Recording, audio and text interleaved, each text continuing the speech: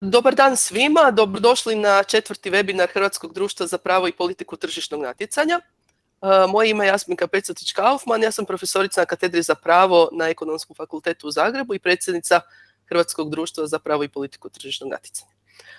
Na ovim webinarima, ovo je sad 4. po redu, bavimo se aktualnim pitanjima u području zaštite konkurencije, a danas imamo jednu vrlo aktualnu temu, ne samo zbog cjepiva, nego i zbog digitalnih tržišta s kojima je ova tema na neki način povezana, a to je killer acquisitions u farmaceutskoj industriji, zločin i kazna. Danas će nam govoriti kolega Boris Andrejaš iz Glavne uprave za tržišno natjecanje iz Brisela, te Marko Družić, docent na katedri za ekonomsku teoriju na Ekonomskom fakultetu u Zagrebu. Najprije bih htjela predstaviti naše izlagače danas. Znači, Boris Andrejaš je zaposlen u odjelu za nadzor tržišnog natjecanja u farmaceutskoj industriji i uslugama u zdravstvu pri Glavnoj upravi za tržišno natjecanje Europske komisije. Prije ovog posla radio je u odvjetništvu u društvu Babić i partneri u Zagrebu, gdje je zastupao stranke u predmetima iz područja tržišnog natjecanja. Boris je diplomirao na Pravnom fakultetu u Zagrebu, magistrirao je na Asser institutu u Hagu i središnjem Central European University u Budimpešti, gdje je napravio LLM sa tezom o interakciji prava tržišnog natjecanja i prava intelektualnog vlasništva. I autor je brojnih publikacija s temama o tržišnom natjecanju. Marko Družić je docent na katedri za ekonomsku teoriju Ekonomskog fakulteta Sveučilišta u Zagrebu. Doktorirao je na temu mikroekonomske determinante produktivnosti hrvatske prerađivačke industrije. Osnovni predmet interesa mu je mikroekonomija, odnosno specifičnija industrijska organizacija i analiza tržišnog natjecanja. Autor je brojnih znanstvenih i stručnih radova. Evo, imamo dva izvrsna govornika. Prije nego što krenemo na samu temu, samo tehničke upute, znači seminar se snima, bit će objavljen na YouTube kanalu udruge. Mikrofone ako možete držati isključene tijekom prezentacija naših govornika, a onda možete se uključiti sa pitanjima, ali pitanja možete napisati u chat, tako da što se tiče kamera možete ih uključiti ili isključiti kako vam paše. Dakle, današnja tema su killer acquisitions u farma industriji. Govorimo zapravo o preuzimanju malih start-upova. U području smo nadzora koncentracija poduzetnika u okviru prava tržišnog natjecanja i znamo da su to transakcije koje dovode do konsolidacije na tržištu. A one se moraju notificirati, ako su ispunjeni uvjeti propisani regulativom, nadležnom tijelu kako bi se ispitali njihovi učinci na tržišno natjecanje. Te koncentracije između poduzetnika u farma industriji mogu imati pozitivne i negativne učinke. Pozitivni učinci na inovaciju mogu nastati jer će doći do udruživanja komplementarnih aktivnosti poduzetnika, što omogućuje nastanak novih supstanci i što u konačnici koristi potrošačima. Međutim, tu su mogući i negativni učinci ako to preuzimanje, naročito preuzimanje konkurenata, dovodi do prestanka istraživanja na inovativnom proizvodu koji bi bio konkurirao postojećem proizvodu da nije došlo do te koncentracije. Dakle, na taj način se zapravo smanjuje razina inovacije, odnosno dobrobiti za krajnje potrošače. Evo, samo kratko par rečenica kao uvod u ovu temu. Ja bih molila kolegu Andrejaša sad da preuzme i da nam ispriča o ovoj temi u kojoj je on svim svojim radnim iskustvom zapravo u ovo vrijeme koliko radi u komisiji. Evo, Borise, hvala još jednom na uključivanju. Izvolite. Hvala Jasminka na pozivu. Dobar dan svima. Dvije ograde na početku. Prva, ona standardna, je da pričam u svoje ime, a ne u komisiji, no i disclaimer. Ništa što ja kažem ne može se protumačiti kao da je rekao nešto drugi. A druga stvar je da se ispričavam zbog toga što neću gledati u kameru neprestano, da se još nisam navikao za to, tako da s jedne strane ću gledati u ekran, s druge strane kroz prozor vani na sunce, pa se ispričavam ako će u jednom trenutku, odnosno vrlo često izgledati kao da nezanimljivo zurim u daljinu, što i radim, ali ću pričati. Killer acquisitions, doista aktualna tema zbog toga što se u zadnje vrijeme poprilično puno priča o tome, pa eto i mi ćemo probati nešto reći o tome, pa makar na kraju došli do zaključka da je sve ovo bilo jedno veliko gubljenje vremena jer se nema šta tu specijalno puno za reći. U farmaceutskoj industriji kada pričamo zašto preuzimanja i zašto ubojstva, zašto killer. Preuzimanje zbog toga što će se u takvim transakcijama odigrati preuzimanje, bilo poduzetnika, bilo poduzeća tog poduzetnika, a svi štovatelji lika i djela akademika Barbića znače razliku između ta dva pojma, bilo dijelova poduzeća ili dijelova poduzetnika, bilo samo tehnologije, bilo patenta i know-howa. Ono što je bitno je da je target tog preuzimanja, barem dok pričamo o killer acquisitions, je razvojni projekt u određenoj fazi svog života. A zašto pričamo o ubojstvima? Zbog toga što su temeljni cilj, temeljna posljedica takvih preuzimanja je zaustavljanje tog razvojnog projekta, njegovo usporavanje, a sve sa ciljem sprječavanja pojave konkurentskog proizvoda na tržištu. O killer acquisitions u farmaceutskoj industriji kao i o svemu drugom u farmaceutskoj industriji možemo razgovarati u dva glavna konteksta. A to su odnose između inovativnih kompanija, to su društva, poduzetnici koji ulažu puno u research and development na razvoju novih lijekova, novih tretmana za postojeće ili nove bolesti, ili u kontekstu odnosa između proizvođača originalnog lijeka i proizvođača generičkog lijeka. Što se tiče ovog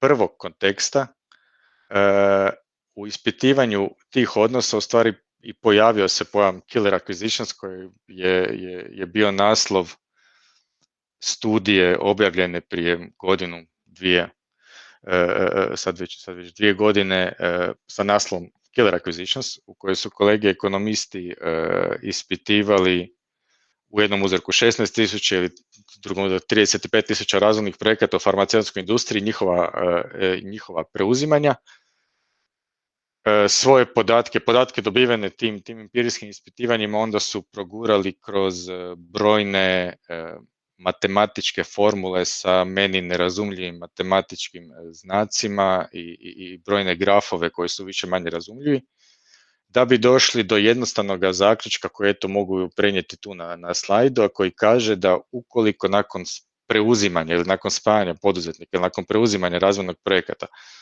dođe do postojanja dvaju paralelnih projekata pod okriljem istog poduzetnika, velika je vjerojatnost da će jedan od njih prestati postojati.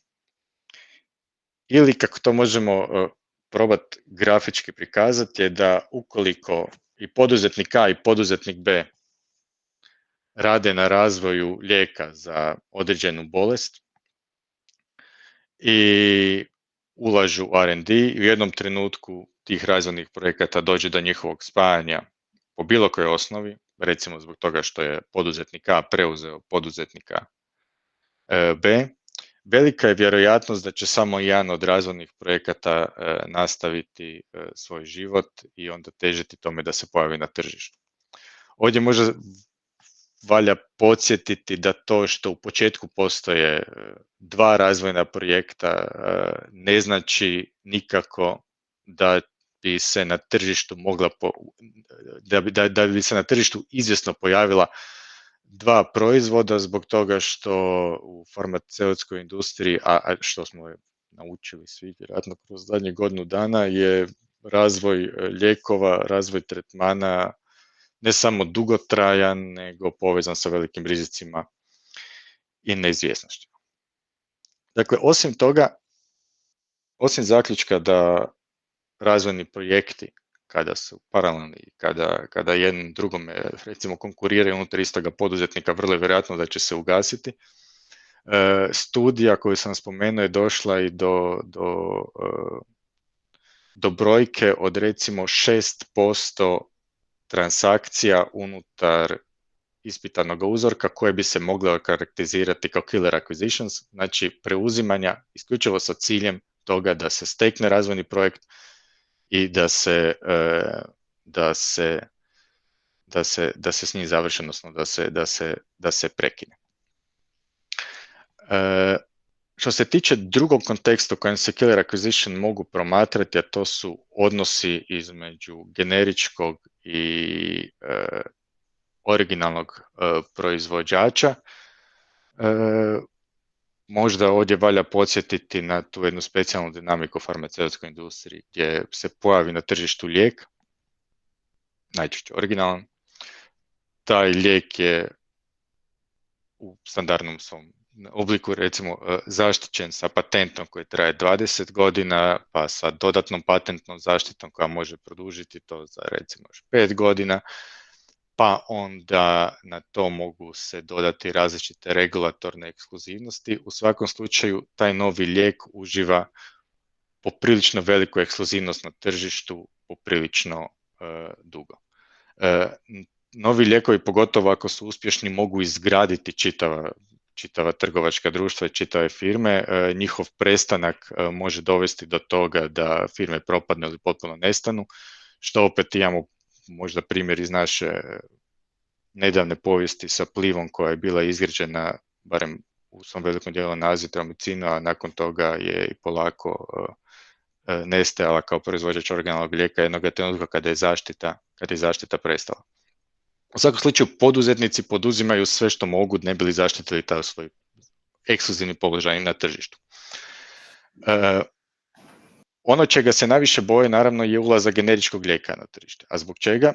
To je možda dobro vidjeti na ovom grafu koji je poprilično jednostavan. Brojke možda nisu važne, važne su samo linije. Crvena predstavlja cijenu originalnog lijeka u jednom od komisijnih slučajeva u Lundbecku, a plavo predstavlja cijenu generičke inačice, generičke kopije tog lijeka nakon njezinog ulaska na tržište Velike Britanije. I u roku od godine dana tržište primjećuje da cijena generičkog lijeka pada za 90%.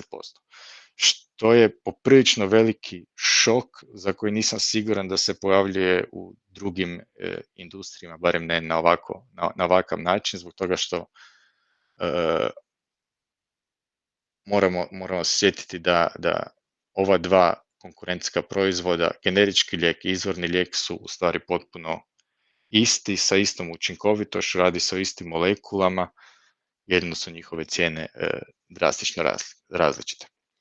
I naravno da je proizvođači originalnih lijekova onda poduzimaju sve što mogu ne bi li spriječili ili odgodili taj ulazak, a između ostalog mogu krenuti i u preuzimanja konkurentskih projekata ili u preuzimanja samih konkurenata.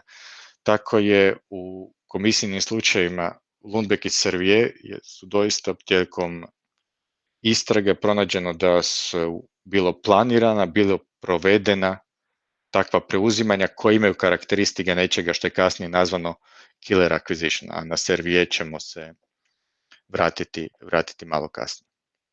Dakle, to je nekakav koncept killer acquisitiona, preuzimanje projekta ne bi li se on ubio. I sada, kao što je Jasminka rekla, budući da smo se dogovorili ili budući da znamo da više inovacije vrlo vjerojatno vodi do više proizvoda vrlo vjerojatno vodi do više natjecanja vrlo vjerojatno vodi do nižih cijena i do koristi za potrošače, u ovom slučaju do koristi za pacijente, za porezne obveznike, za zdravstvene sustave u državama članicama. Postavlja se pitanje treba li se pravo tržišnog natjecanja time baviti, ako da na koji način.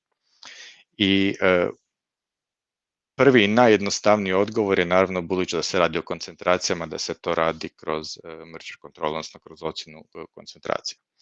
I opet, čak i prije nego što smo pročitali članak o killer acquisition, u pojedinim transakcijama, a posebno farmaceutskoj industriji, velika važnost je dana ne samo postojećim proizvodima, nego i potencijalnom pritisku na tržištu potencijalnim proizvodima koji su prepoznati u okviru dva poduzetnika koja se spajaju. Tako da je recimo barem 3 transakcije koje su mi poznate. Pfizer, Hospira, Novartis, GSK ili Johnson Johnson, Actelion. Velika pozornost dana tome da je poduzetnik nakon spajanja, odnosno nakon koncentracije, završavao sa R&D projektima koji su konkurirali ili postojećem proizvodu, kao što je to recimo bilo u slučaju Hospira i Pfizer, ili postojećim razvojnim projektima kao što je bio Johnson Johnson i Actelion, gdje su se ocjenjivala, znači nije bilo čak ni tržišta, nije bilo čak niti jednog proizvoda na tržištu, postala su 2 R&D projekta za tretmane protiv nesanice i transakcija odobrena samo uvjetno tek kada su se poduzetnici obvezali da će divestat, odnosno izdvojiti jedan od konkurentskih, međusobno konkurirajućih R&D projekata.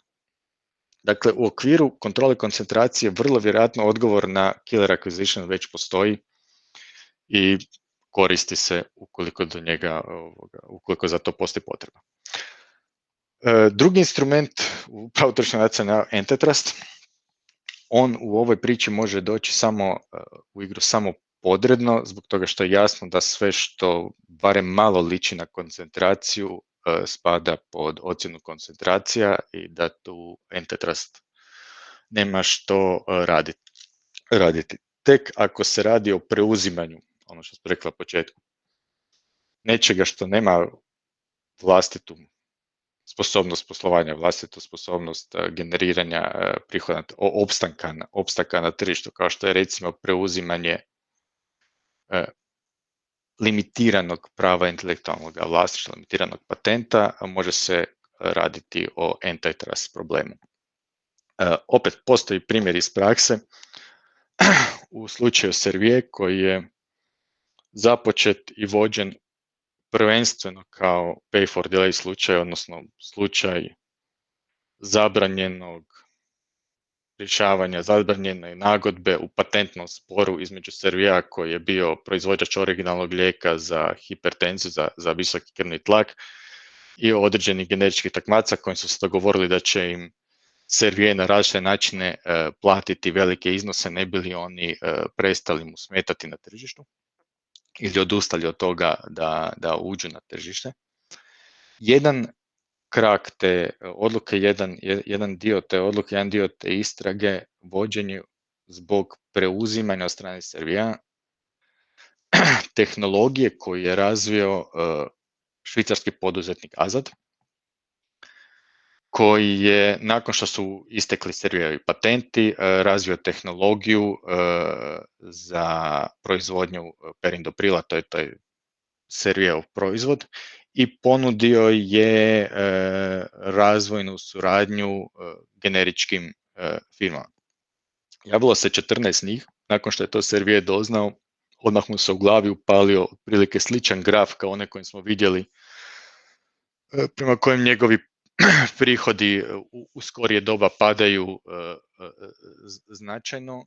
Pokucao je na vrata švicarskog poduzetnika i završio sa transakcijom u kojoj su kupili patent, Azadov patent i know-how na konkurentsku tehnologiju, za konkurentski razvoj tržišta. I time su naravno spriječili svih 14 potencijalnih takmaca da uđu na tržište, da barem uđu na tržište s ovom dostupnom Azadovom tehnologijom.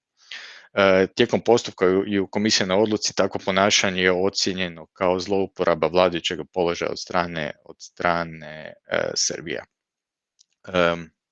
Kod Serviera u ovom trenutku moramo navesti jedan caveat, a to je da je opći sud poništio baš taj dio komisijne odluke, ali ne zbog priče o zlouporabi, nego zbog priče o mjerodavnom tržištu.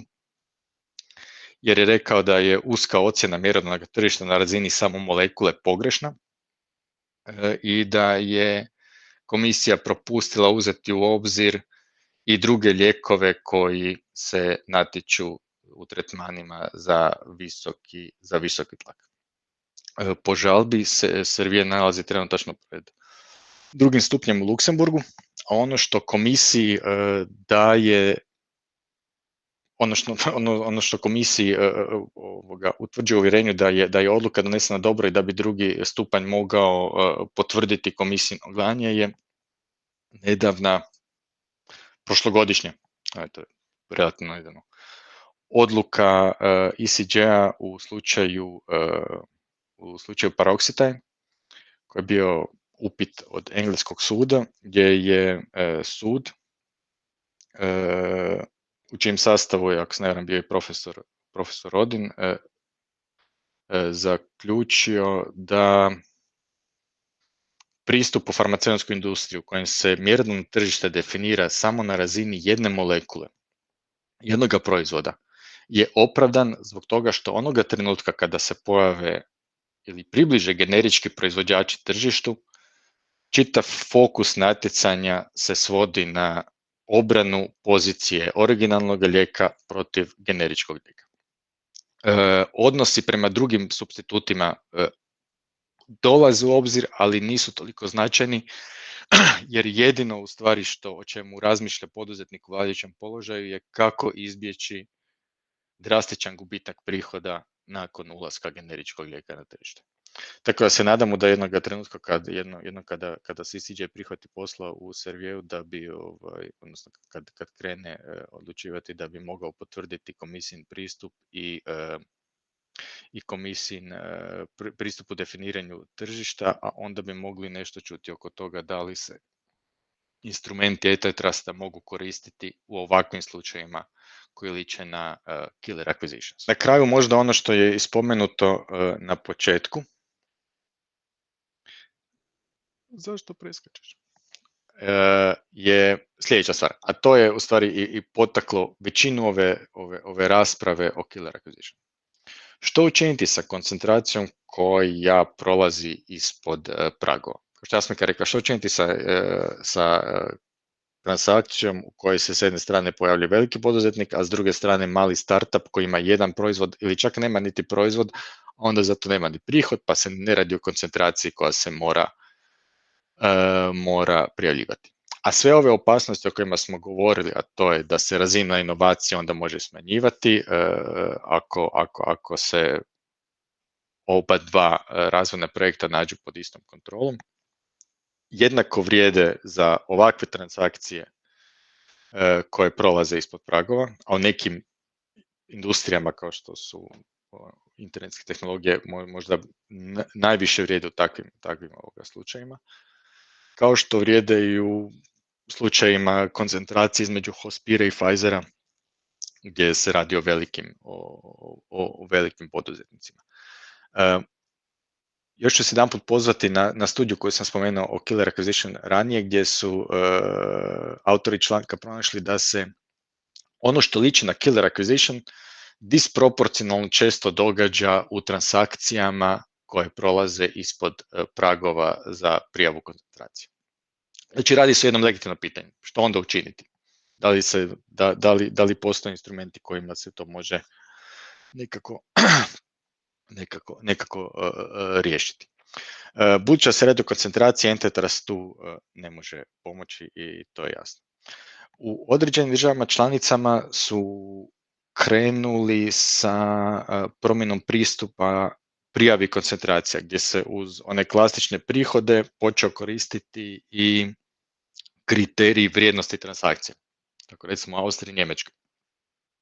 I sad malo je vremena prošlo da bi se ocijenilo je li to dobar ili ne pristup, ali ono što smo sigurno vidjeli je da je ta promjena urodila velikom nesigurnošću na tržištu, gdje su onda poduzetnici i kolege odvjetnici naravno krenuli prijavljivati sve što uopće može ličiti kao da dotiče taj prag, tako da je kao prva i jedina posljedica za sada je stanje u kojem su tijela za zaštitu tržišnog natjecanja zasuta prijavama i moraju to rješavati putem, moraju situaciju rješavati putem guidelinesa. Sljedeći pristup je ono što je Europska komisija krenula raditi, a to je ne mijenjati ništa u postojećem sistemu, nego pronaći eventualno fleksibilnost unutar njega kojom bi se moglo odgovoriti jednom i ako se pojavi problem. Tako je prilično prigodno u Europskoj uredbi za ocjenu koncentracija postoji članak 22 koji je tamo završio zbog toga što u trenutku donošenja uredbe Nizozemska nije imala svoja pravila ocjene koncentracije, pa se temeljem ovoga što je kasnije nazvano Dutch Clause bilo dogovoreno da Nizozemska može poslati komisiji na ocjenu ono što smatra da je važno. I ta odredba otprilike kaže da ukoliko postoji transakcija za koju nadležno tijelo sazna ne nužno iz prijave nego iz novina, a ta transakcija može utjecati na trgovinu među državama članicama i značajno utjecati na tržišno natjecanje, država članica može javiti Europskoj komisiji i zamoliti Europsku komisiju da tu transakciju ocjeni. Znači, čak i kada se radi o transakciji koja prolazi ispod nacionalnih pragova, ukoliko nadležno tijelo smatra da je to nešto što bi moglo predstavljati killer acquisition i nešto što može predstavljati važnu killer acquisition, to može signalizirati komisiji koja će onda provesti postupak ocjene. To pravilo postoji već godinama. Ono što se mijenjalo u kontekstu rasprave killer acquisition je da su prijašnji signali iz Brisela bili državama članica, molim vas nemojte to koristiti previše, ili nemojte to koristiti uopće. Da bi se sada to pretvorilo ukoliko smatrate da postoji problem i da je to problem koji se može rješavati ocjenom koncentracija, javite pa ćemo to ocijeniti, pa će se to ocijeniti u Briselu. I ukoliko se doista dogovorimo da je ovo nekakav problem koji pravo tržišnog natjecanja može i treba rješavati, jer podsjetim, radi se o, barem u ovoj empirijskoj studiji koju smo vidjeli, o 6% transakcija, što nije neki veliki broj. Unutar tih 6% transakcija vrlo vjerojatno postoje one za koje će se na kraju naći legitiman razvoj gašenja projekta. Bilo zbog toga što je posve legitimno da poduzetnik nakon stjecanja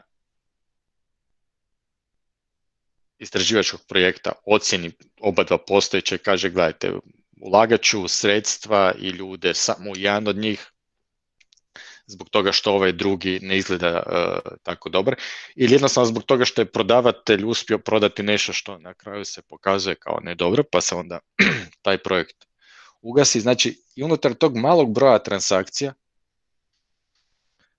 vrlo je vjerojatno da je još manji broj transakcija koji su doista pravi killer acquisition. Onda se postavlja pitanje da li se na njih može odgovoriti na način koji neće proizvesti veće štete nego koristi, kao što je možda slučaj u državama članica koje su išle mijenjati postojeće pravila za ocjenu koncentracija, ne bi li odgovorilo na taj mali broj problematičnih koncentracija.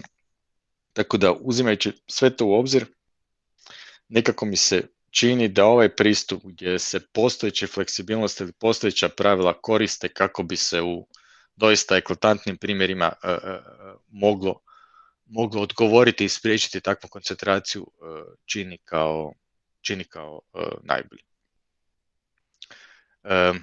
Eto, toliko od mene, barem kao uvod. Jasminka. Super, puno hvala Borise, jako zanimljivo. Nekako meni se čini dok sam slušala ovu prezentaciju, ovu temu smo mi stavili u okvir farma industrije, ali ona je očito šira od same farmaceutske industrije i čini mi se kad smo u kontekstu koncentracije, onda očito ako je iznad praga, ili ako je za prijavu, onda se divestmentom zapravo taj problem može rješavati. Jel? ali problem je po meni u tome ako nije iznad praga, jel? Ako to nije zapravo koncentracija poduzetnika, jel? Kako onda te eventualno negativne učinke kontrolirati.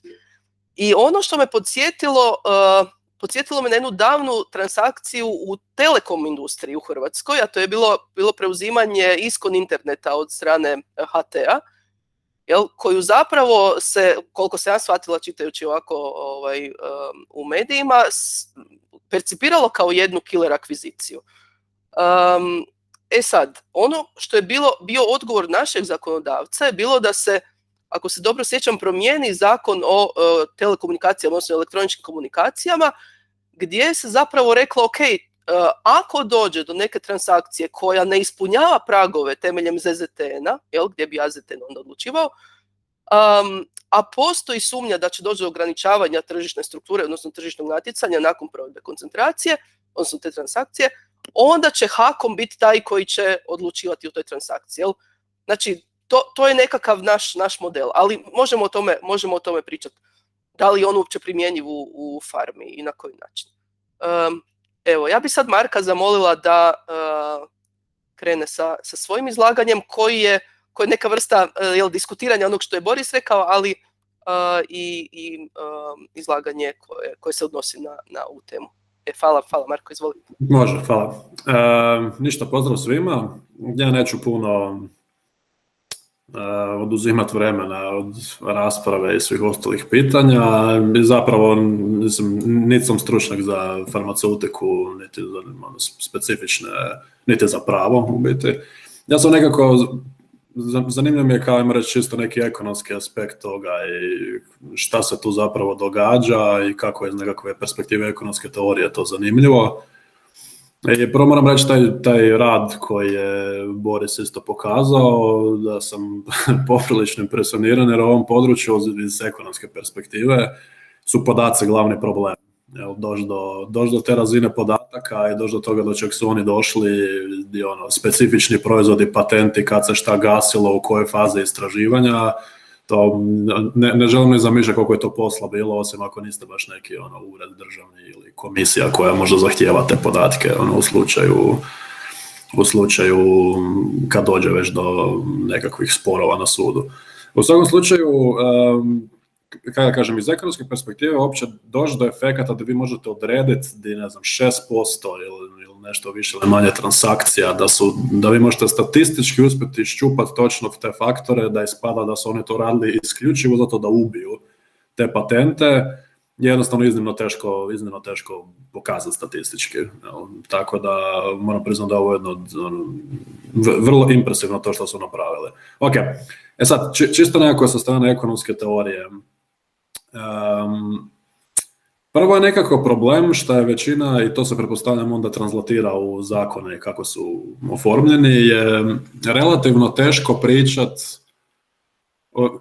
Krajnji cilj sve antitrust politike i svega što se u biti događa i šta radi komisija u svemu tome, zaštita tržišnog natjecanja, je da zapravo te prakse bi trebale biti štetne za potrošača. Ok, što je relativno lagano demonstrirati kad jedna firma kupi drugu, nestane hrpa proizvoda, on postane monopolist ili uzme jako veliku tržišnu koncentraciju i tako dalje. Međutim, mi sad ne pričamo o tome da je neki proizvod izbačen, firma ne mora ni imati nikakve prihode, kao što smo čuli, nego vi zapravo kao sjećate neku buduću potencijalnu granu s kojom će možda doći do toga da će proći faza testiranja, onda će možda doći na tržište, onda će možda biti učinkovito. I onda zapravo tu nosi nekakvu dinamiku u cijelu tu priču da bi mi trebali sad računati koliko je to štetno za potrošača u narednih, 10 godina, ili koliko treba nekom proizvodu da dođe na tržište i da, postane popularan, možda sam pretjerao, ne znam, ali u svakom slučaju nije zanemariva količina vremena. I zapravo to nosi određenu maglovitost, ajmo reći, u cijelu tu priču iz nekakve ekonomske perspektive i jako je teško bude odrediti da li je to za taj consumer surplus ili ti potrošača višak ili ono što bi potrošači trebali dobiti iz toga, da li je to nešto što se uopće može registrirati i točno kako bi se registriralo. Jel? Što se tiče samog ponašanja, to je zanimljivo isto to što je spomenuto u tom članku, kako su ih našli na kraju. a našli su ih da su tražili nekakva 3 kriterija. Prvo da imaju kao overlapping projekte, to jest droge, to jest lijekove koje rade relativno sličnu stvar. Drugo je da su tržišta da ima relativno malo konkurentnosti, to jest u smislu da poduzeće koje kupuje nema puno konkurenata, i treće da su patenti daleko od isticanja. Što znači da se njima ne isplati nikakve novi lijekovi da dolaze koji će im moći ugroziti bilo šta dok im još uvijek patent traje. Jel? I onda su našli da ogromna većina tih koji se događaju ne da su ispod te FTC granice ili granice koncentracije koja bi bila da neko ih krene istraživati, nego su netom ispod, 1% manje, ili tako. Znači, svi su ciljano ih odrađivali na taj način da uđu taman ispod te nekakve granice, da te transakcije budu, i onda kao, pošto je to bilo klasterirano jako puno u farmaceutskoj industriji na taj način, po tome su kao to na kraju zaključili. Jel? I onda opet imate možda, onda sad opet dolazimo u probleme kako točno znate da je to baš ta killer akvizicija. Oni tamo navode razloge da jednostavno može biti da makar je i normalna akvizicija, da stanovitu količinu rizika uopće u tu priču uvodi činjenica da će agencija neka početi gledati je li to ok ili nije, pa makar smatrate da je ok, troškovi, suda, sporova, ovoga, onoga, da je lakše jednostavno samo smanjiti količinu transakcije, možda uzeti neki pay cut, samo da se ne upliču nikakve agencije. Tu pa može biti čisto legitiman razlog, ne mora biti da to rade zato što smatraju da nešto rade ilegalno. Jel? Što onda opet uvodi nekakvu poteškoću tu. Sad, ovo što sam shvatio, ovo priča oko generičkih lijekova je isto zanimljivo. To sam vidio da oni tu spominju jednom isto rado koje sam tu pročitao, kao Me Too lijekovi, takozvani, barem sam vidio da se to, pretpostavljam da je to isto stvar. U smislu, kad jedan lijek se izbaci i onda krene serija drugih lijekova na istu logiku, koji imaju malo, isti je spoj, ali nekakve malo drugačije nuspojave, malo više bole glave, malo manje, ne znam, nešto u tom stilu. Uglavnom, serija lijekova radi identično više manje stvar. I onda zapravo se tu radi argument da ako te killer akvizicije su koncentrirane da u biti ubijaju te lijekove koji rade vrlo sličnu stvar, samo imaju malo drugačija svojstva, da to potencijalno može čak ni ne toliko štetno za ultimativni potrošačev probitak, ajmo to tako reći, za potrošača na kraju, iz razloga što nije da potrošač puno iz toga dobiva, jer ima već jedan koji radi istu stvar. S druge strane, ogromni troškovi marketinga koji će ići sad u to da se diferencira taj novi sličan proizvod od ovog postojećeg i marketinški ratovi i ostalo. Zapravo su novac koji bi mogli biti usmjeren jednostavno kreiranjem novih lijekova za nove bolesti koje više ne postoje, to jest za koje još ne postoje lijekovi. I da zapravo, evo, mogu čak to na brzinu, to je na koji sam naišao, oni zapravo zaključuju na neki način da taj problem, ja sam da šeram ekran na brzinu, ako eventualno nekog zanima, ovo je rad Killing Innovation iz 2020. Madel je autorica. U biti je logika da oni kad promatraju isto se referenciraju na taj rad koji je i Boris spominjao, za koji je očito započeo cijelu ovu priču. I zapravo onda dolaze do zaključka da ako bi da je taj tip akvizicija koji su oni identificirali možda 10 komada godišnje, tako nešto. I onda kad su gledali poslije, nisam više siguran točno koji su detalje bile, oni su zaključili da otprilike 9 ili 10 od tih nikad ne bi ni prošlo kasnije FDA approval ili nikad ne bi prošla se faza da bude finalan proizvod. I onda se postavlja se pitanje zašto ići u trošak jednostavno sprečavanja tog tipa transakcija, ako su pod broj 1 rijetke, pod broj 2 je upitno da li je krajnji efekt uopće loš, što se tiče čisto ekonomske teorije. I zapravo ta nekakva, ajmo reći, zanemarivost, takvih je 13 komada godišnje, od kojih 10 nikad ne bi došlo do finalnog proizvoda, a još od ta 3 koja su ostala su možda, 2 taj Me Too tip ili generički lijek koji već na neki način postoji na tržištu. Onda jednostavno zapravo šta radite, mijenjate cijelu politiku ili pogotovo jer je ovo vrlo kao teško je reći da ovo spada za sad, to ćete barem, to jest, pretpostavljam vi svi ovdje znate bolje od mene, da je teško relativno uklopiti kakav bi to točan tip bio regulacije u ovoj postojeći neki kanon regulacije, ajmo to reći, zato što nekako ne uklapa se točno u nijedan od ovih koji mi se normalno sudi, niti je normalan proizvod, niti se radi o nekakvoj cijeni, nego pričamo o nekakvim budućim potencijalnim proizvodima koji će možda imati efekt na nešto, možda neće. No. Da, tako da zapravo počeo sam ovu cijelu priču poprilično zainteresiran prvo sa tim prvim člankom, ono što je Boris pokazao. Prvo sam bio impresioniran što su radili, kako i uopće ta identifikacija toga, i onda mi se to činilo užasno zanimljivo pitanje, jer kako ćete to spriječiti, nema nekog normalnog mehanizma, jedino case by case basis, ali šta ako ih uopće ne ulovite i tako dalje. I onda sam na kraju došao do toga da iz ovog drugog da nekako je vrlo teško to ispada uopće opravdati da se išta tu radi po pitanju toga. Plus, šta je sad još ovo zadnje samo, ono što je Jasmika spomenula, gdje oni još idu argumentirati da je takav tip, u suštini da je ovo zapravo specifičnost farmaceutske industrije, da je ovo jedino ima smisla raditi tamo zato što zbog tih užasno strogih prava intelektualnog vlasništva kojih nema praktički nigdje drugdje, oko tih patenata, lijekova i tako dalje. I broj 2, zbog ogromnih količina tih razvoja projekata, zapravo koliko sam vidio njima velik dio R&D uopće nije da uopće samo te lijekove kreiraju, nego samo da ispune ta očekivanja od FDA-a ili koje već regulatorno tijelo koje će im pustiti da uopće to može postati proizvod. Ispada da recimo baš u tim tehnološkim sektorima je taj life cycle proizvoda je puno kraći, puno manji. Poprilično bi ga teže bilo zaustaviti u nekakvim ranijim fazama, a čak i ako možete, je pitanje da li želite, jer jednostavno tamo je puno lakše samo inkorporirati svoj proizvod, to jest nešto, ne znam, Facebook kupi WhatsApp i nije da ga ubije, nego sam ga inkorporirao u cijelu svoju paletu usluga, i što zapravo kao idu argumentirati da zapravo nema nekog pretjernog smisla barem unutar tehnoloških sektora, jer ako ima puno manje nego u farmaceutici, a farmaceutici je već relativno malo.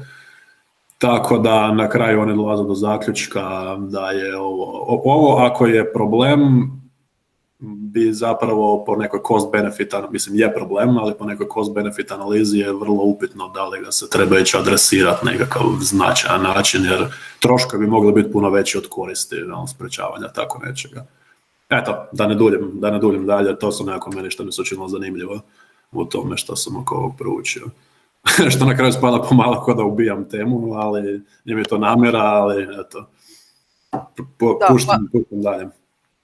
Hvala puno, Marko. Ovo je zvučao kao jedan onako skeptični stav oko negativnih učinaka protukonkurentskih ovih transakcija.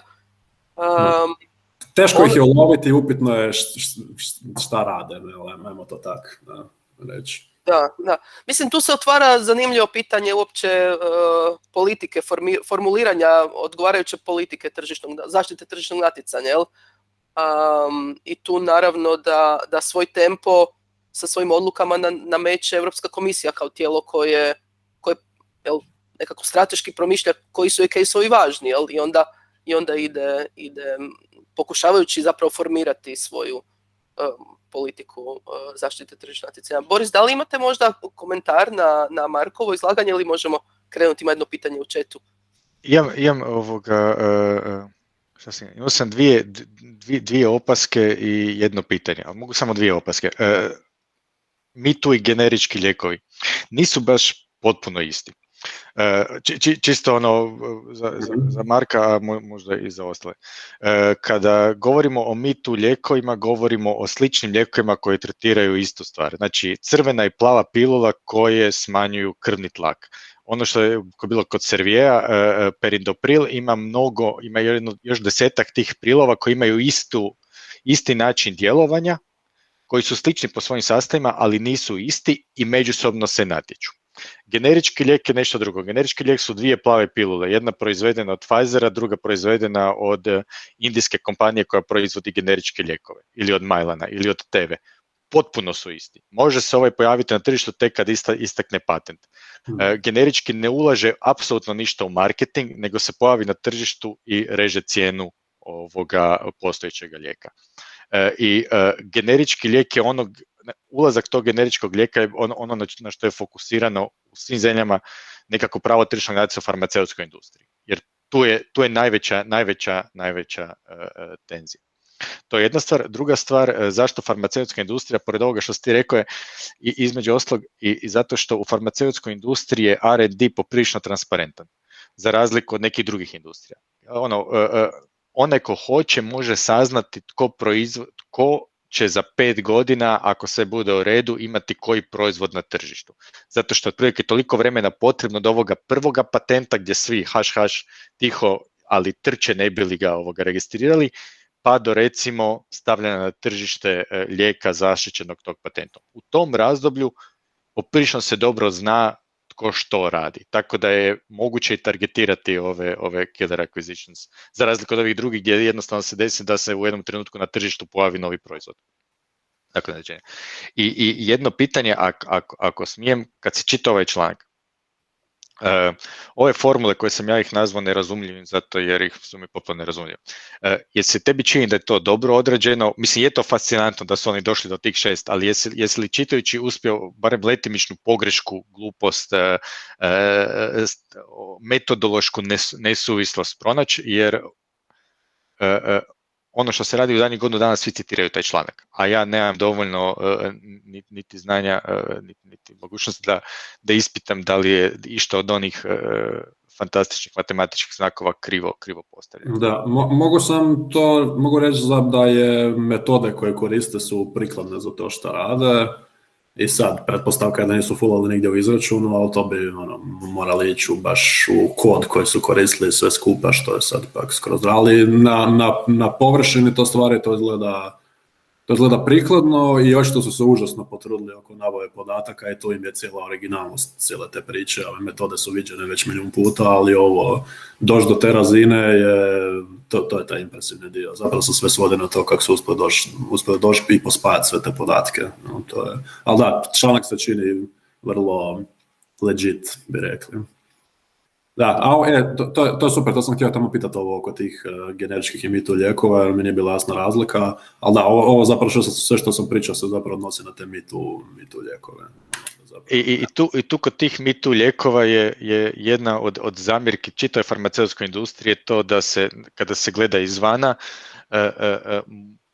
poprilično veliki R&D se ulaže u razvoj takvih lijekova gdje onda mislim ja to ne mogu suditi jer meni je to sve super inovativno, ali gdje se onda može dovesti u pitanje jel to zaslužuje uopće patent, to što je sad to crveno, a što nije plavo, ili to što se umjesto 3 puta tjedno nešto daje 1,5 puta jedan put tjedno ili tako nešto. To je otprilike. Zato onda i taj zaključak da ako ćemo štititi samo mi tu inovaciju, možda bolje da ne diramo ništa. Ok, super.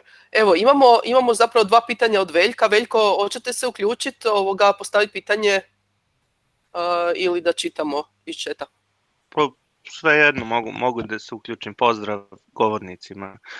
Borise, kao ex-advokatu jedno pitanje za tebe. Zar ne misliš da je članak 22 malo previše fleksibilan za analizu negativnih efekata akvizicije na potencijalni R&D, s obzirom na to da čini mi se da ostavlja dosta diskreciona ovlašćenja i za državu članicu koja bi se eventualno prijavila i za samu Evropsku komisiju kada ima ovlašćenje da analizira transakciju koja inače ne bi potpadala pod nadležnost i pod pragove, i da tako deluje da bi dosta transakcija kao u suštini ovo što smo navodili, što jeste bila praksa recimo iz Nemačke i iz drugih jurisdikcija koje su smanjivale ili uvodile ove kreativnije malo pragove za ocenu koncentracija, da bi se dosta transakcija moglo usporiti ili čak skroz odustati od njih prosto zbog pravne nesigurnosti, kada ne znaju da li će ići na Evropsku komisiju, da li bi neka država članica mogla da prijavi, kako bi druge države članice mogle da reaguju na to i tako dalje.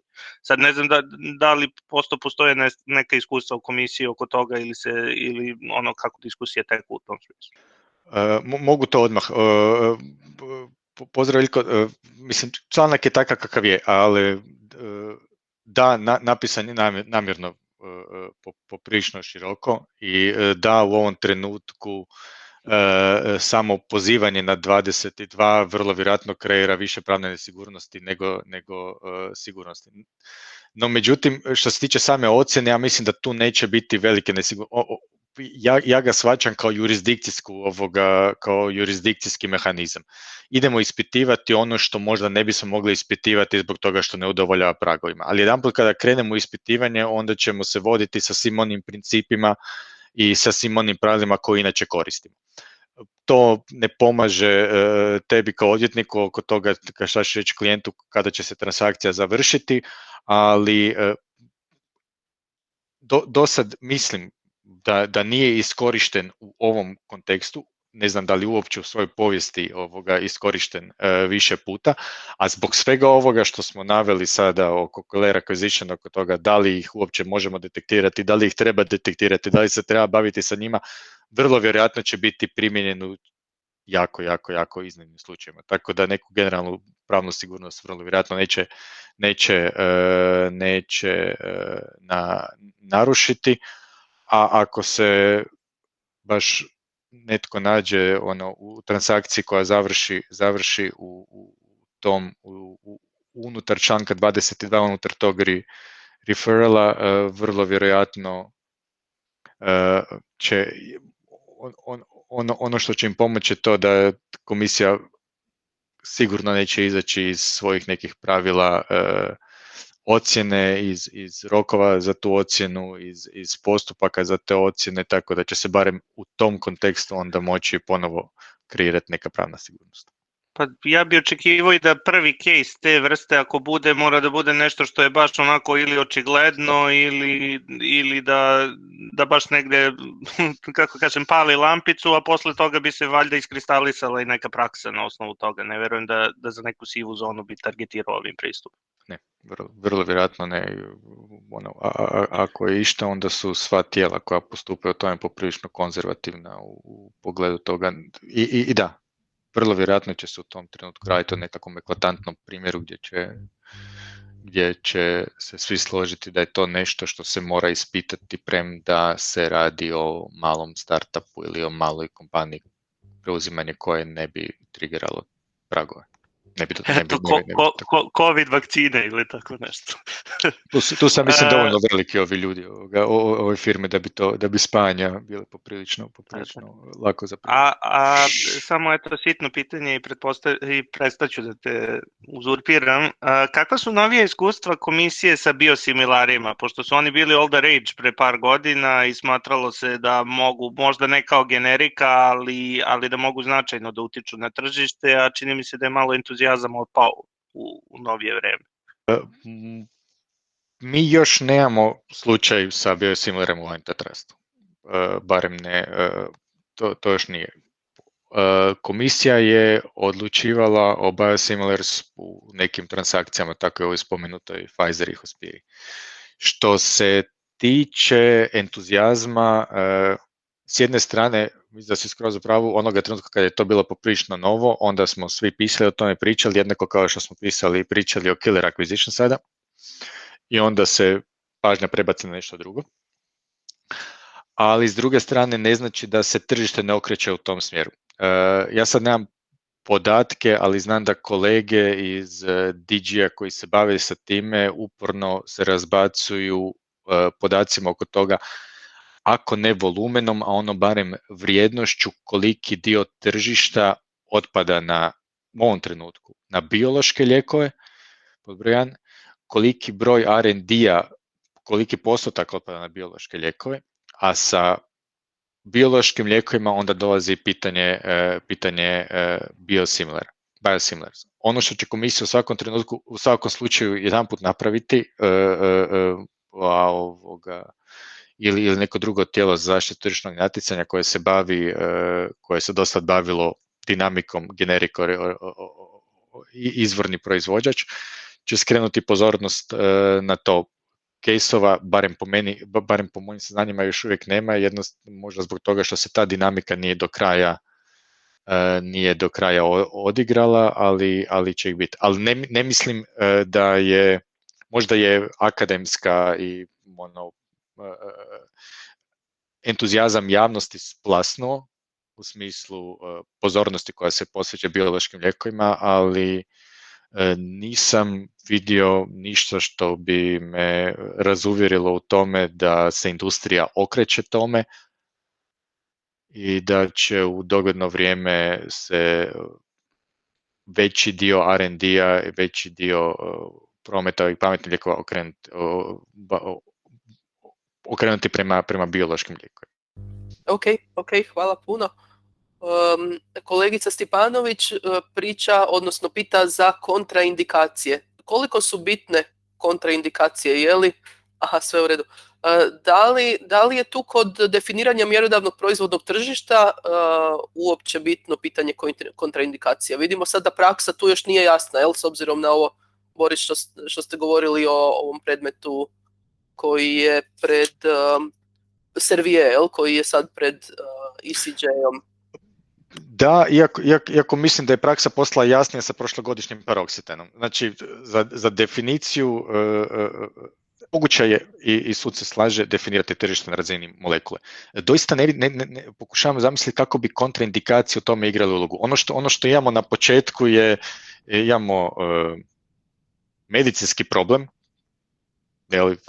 koji postoji, imamo lijekove koji tretiraju taj visoki krvni tlak, imamo paletu lijekova koji tretiraju visoki krvni tlak. Oni se međusobno natječu, ali to je onda nekakav klasičan način ispitivanja oko toga koliko su oni međusobno zamjenjivi. Pa netko ne može uzimati ovaj zbog toga što pati od šećerne bolesti, a netko drugi ne može uzimati ovaj drugi zbog toga što nešto drugo. I tu možda dolaze te kontraindikacije kako bi se kontrolirala zamjenjivost tih pojedinih lijekova na širokom, na velikom broju pacijenata, na širokom polju pacijenta. No međutim, onoga trenutka kada pričamo o natjecanju između generičkog lijeka i originalnog lijeka, tu su kontraindikacije potpuno jednake. Generički lijek je istovjetan originalnom. Inače ne mogu biti generički lijek. To je potpuno jednaka molekula sa i potpuno jednakim svojstvima. I dobila je odobrenje zbog toga što je proizvođač generičkog lijeka došao u agenciju koja daje odobrenja, europsku ili nacionalnu, i rekao, gledajte, tamo imate ogroman ormar koji je fajlan prije 20 godina od strane proizvođača originalnog lijeka za ovu molekulu. Ja vam donosim isto tu molekulu, a vi tamo lijepo pročitajte sve koje su kontraindikacije, koje su njegove učinkovitosti i tako. Ja vam donosim samo papir koji pokazuje da je moja molekula istovjetna onome čemu ste dali odobrenje prije 20 godina. Znači tu kontraindikacije ne vidim kako bi mogle ulogu imati. Ok. Evo, da li možda još neko ima pitanje ili ćemo polako završavati? Ono što se meni čini sličnim, jedna stvar sa digitalnom industrijom je to da ovdje smo imali isto tako jedan akademski nekako poticaj, da se više fokusira pažnje na killer akvizicije u farmi, a i u digitalnoj industriji smo isto tako imali na samom početku razne ekonomske studije i znanstvenike koji su pisali o tome da je profitabilnost iznimno visoka, da ne govorimo o tržišnoj strukturi koja je monopolistička na digitalnom tržištu. Znači, moje pitanje je, Boris, koliko zapravo ono što znanstvenici pišu, koliko to utječe na nekakve provedbene prioritete koji vode i koje formulira sama komisija? Pa sigurno jedna stvar koja utječe nisam siguran da utječe toliko kao što je razvoj industrije, ali s druge strane o razvoju unutar industrije onako ne možete saznati puno više nego pitajući te ljude koji će vam reći to što će reći ili čitajući akademske članke o toj industriji. Tako se desilo ovdje. Ljudi su napravili genijalan posao ispitivajući što se u stvari događa u industriji, povezivajući podatke i upozoravajući, gledajte, možda postoji taj problem. Da li su time utjecali na provedbene prioritete? Teško je reći zbog toga što još nismo vidjeli da se provedbeni prioriteti mijenjali, ali u svakom slučaju su dali ljudima na razmišljanje dovoljno da se o tome zadnjih godinu i pol dana navelike priča, da se razmišlja o tome kako se na taj problem može odgovoriti unutar postojećeg zakonodavstva na razini Europske unije ili čak dovode do promjene zakonodavstva u određenim u nekim državama članicama. Tako da je utjecaj svakako postoji. Mislim, jedan od faktora koji se uzima u obzir je definitivno, ali ovo je možda odličan primjer vidjeti kako akademski radovi mogu utjecati i na provedbene prioritete. Super, hvala puno. Marko, sad jedno pitanje za ove naše domaće hrvatske prilike. Da li, ja ću sad opet iz pozicije nekog ko radi na sveučilištu, da li naši ekonomski analitičari, odnosno ekonomski teoretičari, mikroekonomisti, kod nas rade ovakve slične studije kao što smo vidjeli na koje ste se pozivali, i da li mi za naše domaće potrebe prepoznajemo neke probleme na nekim tržištima, ne mora biti farmaceutska, ali bilo koje tržište, da bi mi dali signal, sa naše znanstvene, iz naše znanstvene perspektive, signal provedbenim tijelima, recimo AZTN-u ili nekom drugom tijelu, ovdje postoji neki problem zaštite konkurencije. Evo, to me zanima. Kako vidiš situaciju u tom području? Pa prvo, mislim, specifično ovaj problem mislim da će ostati za farmaceutsku industriju, čak i ako možda postoje drugdje. Ovo je malo specifičnost te industrije gdje se to točno može pratiti, taj R&D, te faze razvoja proizvoda, što se zna u 5 godina naprijed i tako da je to jednostavno mislim nema nigdje drugdje. I oni su upravo zbog tih specifičnosti te industrije uspjeli doći do takvih nekih podataka gdje onda ovakva tip analiza ima smisla. Da se ovo replicira bilo gdje drugdje, čak na bilo kakvim svjetskim podacima mi se čini vrlo teško do nevjerojatno. Tako da mislim da će iz akademske perspektive ovaj problem će vrlo vjerojatno stati na ovom radu. Ili možda još koje sa strane, ali opet u farmaceutskoj industriji. Za što se tiče, da, zanimljivo je pitanje kako bi kod nas istraživanja mogla dati nekakav poticaj možda našim regulatorima da se bave ovim ili onima. To je zapravo trebalo biti poanta ovog, na neki način svega što se mi nalazimo i što radimo. I da budem iskren, ja mislim da nema niko ko se tim bavi. Eventualno imamo u nekom planu ja u nekom trenutku malo tu zasukati rukave. Ono što obično obeshrabrujuće za naše ljude tu je uvijek i ta kvaliteta podataka. Jednostavno je izvori podataka do kojih se može doći tu i za Hrvatsku su naspram bilo gdje vani poprilično slabi. I samo primjer, ne znam je li ima, recimo samo prikladnost za istraživanje sama agencija šta radi i kako odluke donosi i tako dalje. Ja sam sad čisto neki primjer, prije par godina smo radili nekakav rad gdje smo išli gledati šta se događa nakon nekih odluka na tržištu, nakon nekih odluka da se spajanja puste ili ne puste i šta se događa u tim specifičnim industrijama. I originalna namjera je bila to za Hrvatsku napraviti. Ali ispalo da je to toliko teško bilo iščupati te podatke sa stranica AZTN-a šta se uopće odlučilo i to za koju firmu i to spojiti s bilo kojim drugim podacima da smo na kraju odustali otišli na jednostavno komisiju sa Eurostatom i tako dalje. Tako da je nekako, kako da kažem, moderna ekonomija se svodi na, ili ovo sve što ljudi danas objavljuju, došli smo do nekakve faze gdje makar metode jesu sofisticirane, te jednadžbe, ekonometrije i tako dalje, ima jako puno ljudi koji to znaju i mogu raditi i zapravo se svodi na to ko će uspjeti na neki način od negdje iščupati podatke koji će biti kredibilni. Jel? A to je za hrvatske prilike je to još uvijek nažalost relativno teško. Jel? Tako da ako bi se s tim moralo krenuti ozbiljno, trebalo bi vjerojatno neki projekt napraviti da bi se neke baze podataka formirale, da bi se svih tih tisuće i tisuće stranica dokumenata od tamo i tamo da se to pretvori u nešto što se može statistički analizirati. No? Ali, mislim, bilo bi zanimljivo vidjeti, je nešto s čim bi se mislio, s čim se mislim pozabaviti nekako u budućnosti. Kao što smo pričali, malo u zadnjih godinu, 2 dana smo malo odvukli druge stvari od ovog tržišnog natjecanja, a sad nekako osjećam da je vrijeme da malo krene. Možda potegnem još nekog kolegu pa možda mi nešto iščupamo tu isto. Super, puno hvala. Evo, da li možda ima još neko pitanje? Dobro, ako ne, evo mi smo relativno u vremenu. Ja bih zahvalila Borisu i Marku na ovim zanimljivim izlaganjima danas. Mislim da je ova tema ovako vrlo zanimljiva, ne samo iz perspektive farma industrije, nego i šire. I vidjeli smo zapravo da otvara neka pitanja što je zapravo učinak koji je negativan, jel? Marko mislim da je apostrofirao ovu studiju koja je u Yale Law Journal ili nekako, kako u časopisu, prosti, gdje je objavljeno ovo? Mislim da je Yale Law. Da. Mislim, ovdje se postavlja i pitanje pristranosti, jel? Kako ocijeniti koliko je neki akademski rad pristran, jel? Koliko je neko akademsko istraživanje pristrano, a koje nije, jel? Koje je naručeno pod navodnicima ili poduprto od industrije, jel? Tako da, ja mislim da tu uvijek treba imati nekako otvorene oči i sa zrnom soli pristupati tim analizama, ali svakako, evo, zahvalila bi vam još jednom svima na pozornosti, uključivanju danas i nastavit ćemo s ovim webinarima. Slobodno predložite teme koje vas zanimaju, javite mi se i nadam se da ćemo i dalje imati ovako izvrsne izlagače kao danas. Evo, hvala svima još jednom i vidimo se. Pozdrav. Hvala, pozdrav. Hvala, pozdrav.